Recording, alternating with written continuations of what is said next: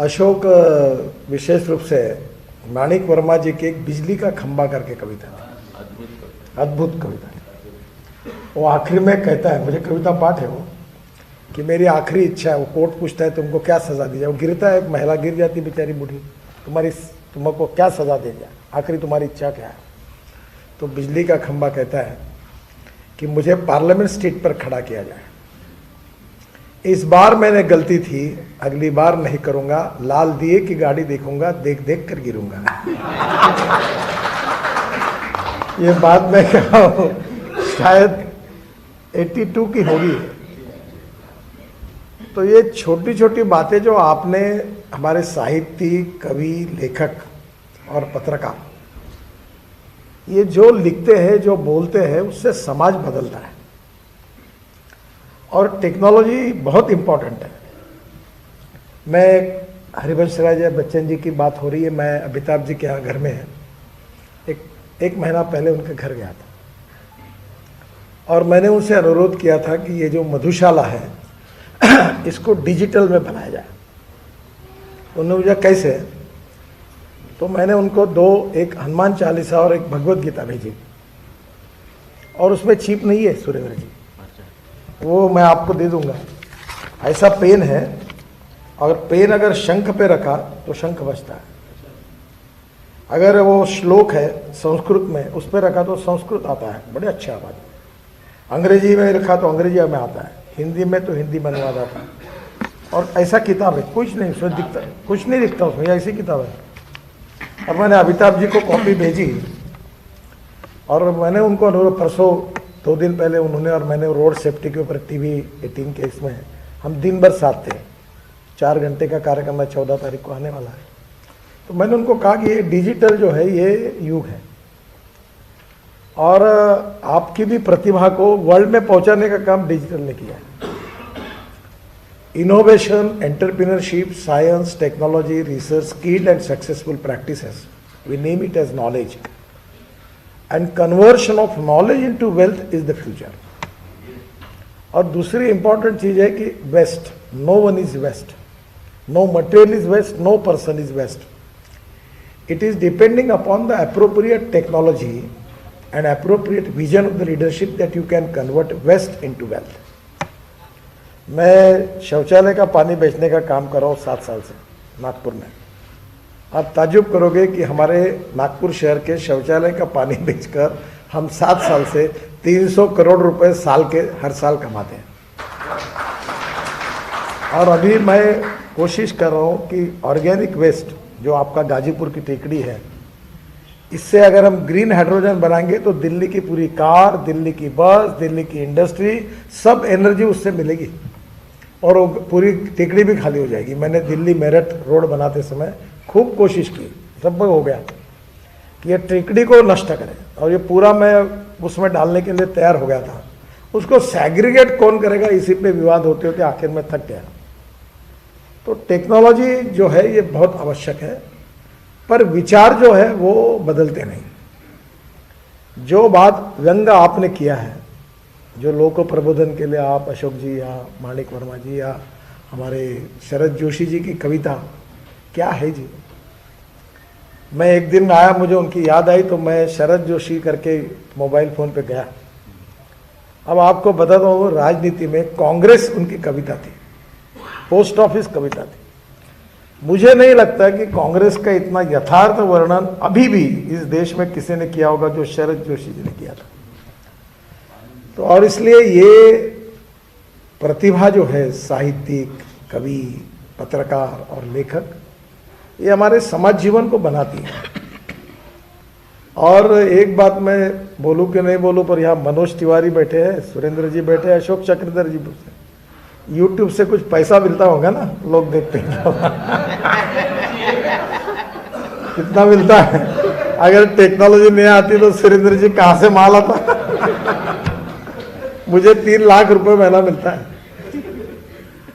और मैं अभी हाँ, तो अभी मैं तो कोई बांट देता हूँ, मदद कर 3 लाख, 2.5 लाख, 3 लाख, कभी 3.5 लाख मिलता है। तो मैं BGS बॉस्टन कंसल्टेंसी BCG करके कंपनी है। तो उनको गुड़गांव में मैं उनके कार्यक्रम के लिए गया था, तो उनका वर्ल्ड का कार्यक्रम था। तो मैंने उनको पूछा कि जब अमेरिका में और पूरे 70-80 देश में एक समय कार्यक्रम हो रहा है तो तुम मुझे क्यों बुलाते हो, मुझे वहाँ कौन जानेगा। तो वो बोला कि तुमको मालूम नहीं, अमेरिका में सबसे ज़्यादा तुमको लोग सुनते हैं। और जब मैं वो कार्यक्रम करके निकला और गाड़ी में बैठा तो मुझे हमारे इसने बताया कि अभी तक 1,80,000 लोगों ने देखा। घर में आया तो 2,60,000 हुआ। अब मुझे बताओ, एक समय पूरे दुनिया के लोग तुम्हारे विचार सुन रहे हैं, तुम्हारी कविता सुन रही है, टेक्नोलॉजी के कारण हुआ है। हाँ, एक बात जरूर है कि टेक्नोलॉजी के कुछ दुष्परिणाम भी हैं, और जो गलत बातें उसको रोकना और अच्छी बातों को बढ़ाना, इसी को क्वालिटेटिव रिफॉर्म कहते हैं। और मुझे बहुत खुशी है जो विशेष रूप से प्रदीप जी के बारे में है कि वो मिशन पत्रकारिता के नाम में उनका आता है, व्रतस्थ पत्रकारिता। हर प्रोफेशन है, because no philosophy can be taught to empty stomach. पैसा जीवन का साधन है, साध्य नहीं हो सकता। और इसलिए लोक प्रबोधन, लोक शिक्षण और लोक संस्कार, इसका संबंध स्वाभाविक रूप से हमारे साहित्य, हमारी कविता, हमारे साहित्यिक, हमारे पत्रकार, हमारे लेखक, इनसे है। और आज हम जो कुछ बने हैं उन विचारों के कारण बने। वो विचार देने का काम इन्होंने किया है, और वो विचार अगर नहीं मिलते तो कमिटमेंट कहाँ से आती, कन्विक्शन कहाँ से आता, विजन कहाँ से आती। और ये बहुत बड़ा योगदान हमारी इस फील्ड का है। एक बात जरूर मुझे लगता है कि अब राजनीतिक पत्रकारिता से लोग उबक गए। किसने क्या कहा, कौन सी कंट्रोवर्सी हुई, लोग अब नॉलेज चाहते हैं, इंफॉर्मेशन चाहते हैं। और यंग जो जनरेशन है वो बहुत इनोवेशन चाहती है, रिसर्च चाहती है, क्या हो रहा है, इसका क्या होगा, उसका क्या होगा। उनको इसमें ज़्यादा इंटरेस्ट नहीं कि नितिन गडकरी ने क्या कहा, उसने क्या कहा, और इसलिए वो भी देना चाहिए। तो आपकी जो पूरी जर्नी है 44 साल की, उसमें जो जो आपने लिखा है, 14 साल की उम्र में आपने ये काम शुरू किया, और आप ऐसा कोई अखबार नहीं देश का हिंदी कि जिसमें आपने काम नहीं किया। आपने सब अखबारों में काम किया, और सब जगह पर आपने जो लिखा वो लोगों ने रिकॉग्नाइज किया, और उसका उपयोग निश्चित रूप से समाज मन को बदलने के लिए हुआ है। और पत्रकारिता, मैं ये मानता हूँ कि हमारे देश में, हमारी समाज व्यवस्था में, हमारे व्यक्तियों को जो एक एप्रोप्रिएट विजन हमें देने का लक्ष्य हमने रखा है, उसमें मैं अक्सर एक बात कहता हूँ कि you can donate eye but you can not donate vision. Lack of appropriate vision for all fields, हमारा शिक्षा क्षेत्र हो, हमारा औद्योगिक क्षेत्र हो, अभी दिल्ली का पोल्यूशन है, हम लोग सब का कोशिश कर रहे हैं। पर दिल्ली में मैं जब भी आता हूँ, आजकल डरता हूँ आने के लिए, क्योंकि आने के बाद खांसी शुरू हो जाती है। आप समझ ही नहीं पा रहे कि पोल्यूशन कितनी गंभीर समस्या है। और टेक्नोलॉजी ऐसी है कि अब परली से हम बिटुमिन बना रहे हैं, डांबर, और अभी 2-3-4 साल में पूरा परली जलेगी नहीं तो बिटुमिन बनेगा, ऑर्गेनिक कार्बन बनेगा, उससे इथेनॉल बनेगा, वेस्ट टू वेल्थ। तो स्वाभाविक रूप से हमारी बड़ी समस्या, अभी हम 60,000 करोड़ के रोड बना रहे हैं दिल्ली के आजू बाजू, और फिर भी मुझे नहीं लगता है पोल्यूशन का क्या होगा। और इसलिए स्वाभाविक रूप से हर बातों को लोगों तक पहुंचाने का, सोशियो इकोनॉमिक ट्रांसफॉर्मेशन का सबसे बड़ा अच्छा प्रभावी इफेक्ट है मीडिया, और मीडिया में डिजिटल। अभी आप कुछ भी लिखा है, कोई भी अपने मोबाइल फ़ोन पर आपकी बात को पढ़ेगा। ये जो सुविधा प्राप्त हुई है, लैपटॉप पर निकल के पढ़ेगा। अब ये कार्यक्रम हुआ, अब ये कार्यक्रम के बाद जब आपके वेबसाइट पर आएगा, और फिर इसके बाद 10 दिन के बाद पता चलेगा कि इस कार्यक्रम को देश में 1 लाख लोगों ने सुना। तो ये बिकॉज ऑफ टेक्नोलॉजी हुआ है।